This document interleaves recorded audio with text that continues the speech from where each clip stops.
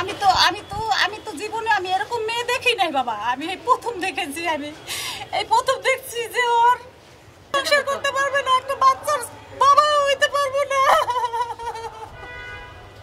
আচ্ছা খালা, আমার একটাই কষ্ট, একটা মা কি কষ্ট নিয়ে জীবন। চিন্তা করেন আজকে এই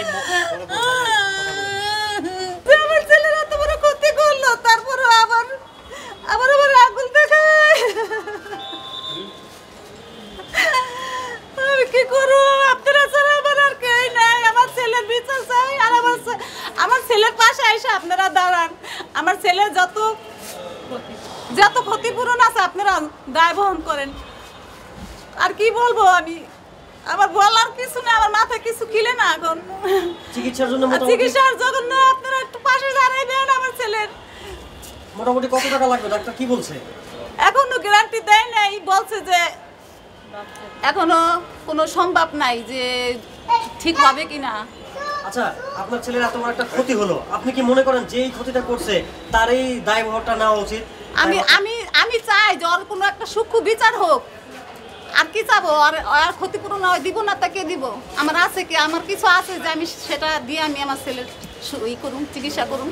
মানে শিখার যে সম্পদ আছে সেই সম্পদ থেকে আপনার ছেলের চিকিৎসা করতে হইবে, নাহলে আমি কিভাবে?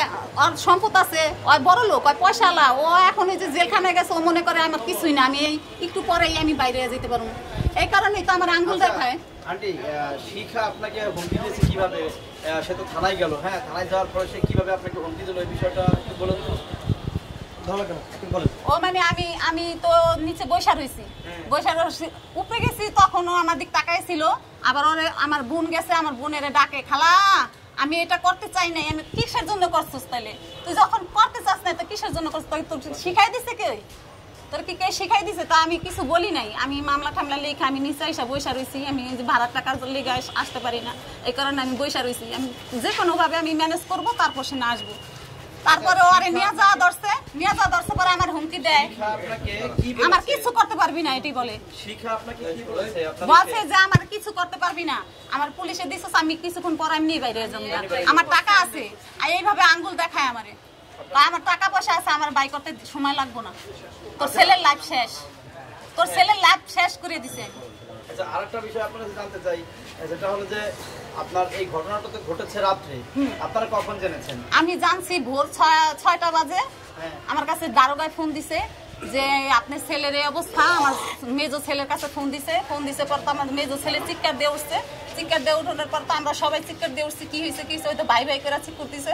পরে আমরা তো আমার মন তো মার মন, আমি বুঝতে পারছি যে আমার ছেলের না জানি কি হয়েছে, নাহলে ভাই করতেছে কেন।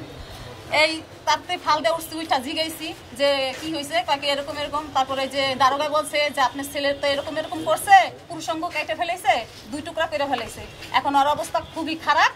আর আমি কি করব? আমি কইছি স্যার আপনি ওরে নিয়ে একটু চিকিৎসা করেন। কাকে চিকিৎসা? আমি নিয়ে রক্ত থামাইতেছি, আমি যে হাসপাতালে নিয়ে যাইতেছি, রক্ত থামাইতেছি, তারপরে অন্য জায়গায় এই হাসপাতালে রাখবো না, আরে ঢাকা মেডিকেলের ওদিকে নেওয়া লাগবে। তা আমি বললাম স্যার, আমি হাতে পায়ে ধরে বলছি স্যার আমার কাছে আমি তো আসতে আমার সময় লাগবে, আমার ঢাকা তো কেউই নাই, তাহলে আপনারা আমার ছেলেটারে নিয়ে যান, চিকিৎসা করতে থাকেন, টাকা পয়সা পরে, আমার ছেলেটা তো আগে বাঁচুক, এই কথা আমি বলছি। পরে সে বলছে যে, তার কথা আমি মিথ্যা কথা বলবো না, সে বলছে যে আচ্ছা আমরা যথেষ্ট পরিমাণ ব্যবস্থা করতেছি। পরে তারপরে সে ওইখানে রক্ত থামাইছে, ওর রক্ত বলে পড়তেই আছে, ও মানে ওর কোনো হুঁশজ্ঞান নেই, ওর রক্ত পড়তেই আছে। পরে সে নিয়ে ওই যে ওইখানে বলে হসপিটাল আছে নাকি, ওইখানে নিয়ে তারপর রক্তটা বন্ধ করছে, বন্ধ কইরা তারপরে আবার আমার ফোন দিছে যে এখন আন্টি এখানে তো রাখবো না, এখন আমরা কি করব? আমি বলছি স্যার আপনি যেখানে আরে নিতে হয় নেন, আপনি যেভাবে নেন, আমি আসতেছি। এই জেলে পুলিশ দিয়ে ধরাই দেওয়ার পরে ও ছাড়াই নিয়ে আবার ওর ব্ল্যাকমেল করে।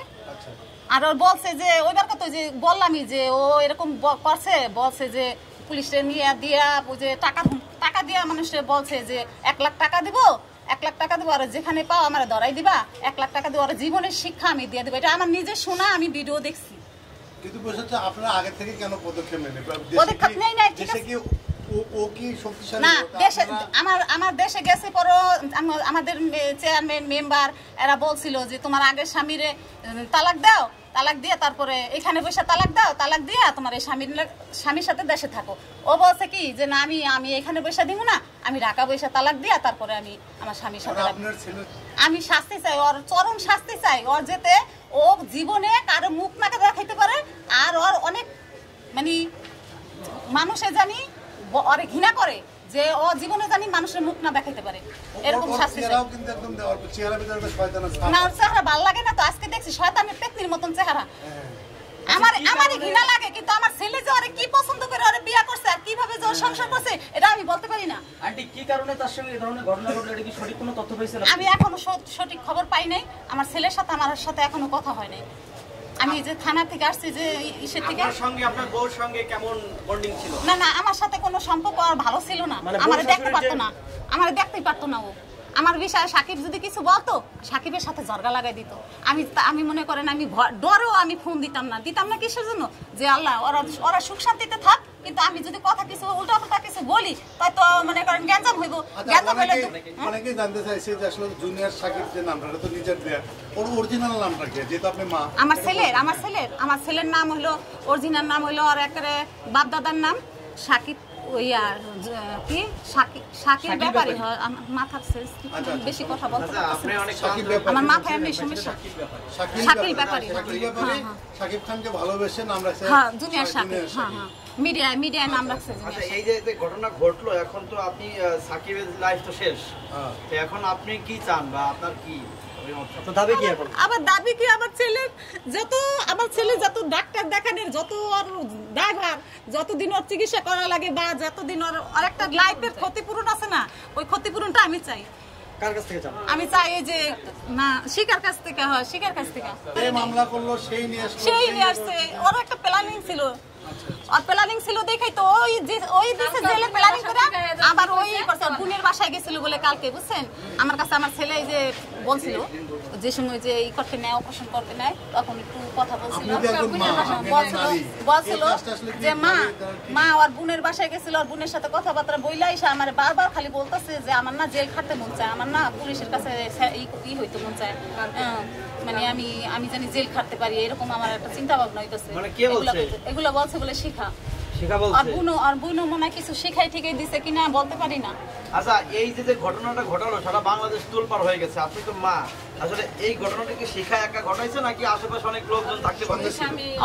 ওর স্বামী আগেও হুমকি দিছিল, ওই যে দেশে যে একটা ঝামেলা হয়েছিল না, তখন হুমকি দিছিল, আমার বাড়িতে বসে হুমকি দিছিল যে আর আমি যদি নারায়ণগঞ্জ কোনো এলাকার ভিতরে, বন্দর এলাকার ভিতরে দেখি, আর আমি হাত পা রক্তাইটা দিমু আর যে কোনো একটা ক্ষতি করে দিব, এই কথা বলছিল।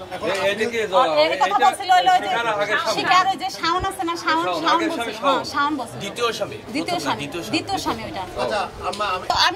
আমি তো জীবনে আমি এরকম মেয়ে দেখি নাই বাবা, আমি এই প্রথম দেখেছি, আমি এই প্রথম দেখছি যে ওর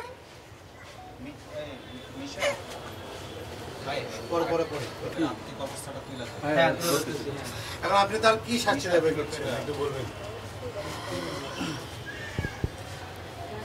পুলিশে বলছে যে আমরা যতটুকু পারছি আমরা ভালোভাবে মামলা দিচ্ছি, আর আমি বলছি যে স্যার ওর কোনো ভালো শাস্তি হবে নাকি কালকে আবার বের হয়ে যাবে? কয় না, ওরে যেভাবে মামলা দিচ্ছি আমরা, ওরে তো জজেই ছাড়বে না, জজে ওরে জামিন দিবে না। আপনি কি শাস্তি চান? আমি শাস্তি চাই, ওর ফাঁসি চাই। আমি ওর ফাঁসি চাই, যে আমার ছেলের লাইফ নষ্ট করে দিছে, আমার ছেলে জীবনে সংসার করতে পারবে না, একটা বাচ্চার বাবা হইতে পারবো না। আচ্ছা খালা, আমার একটা কষ্ট, একটা মা কি কষ্ট নিয়ে জীবন চিন্তা করেন আজকে এই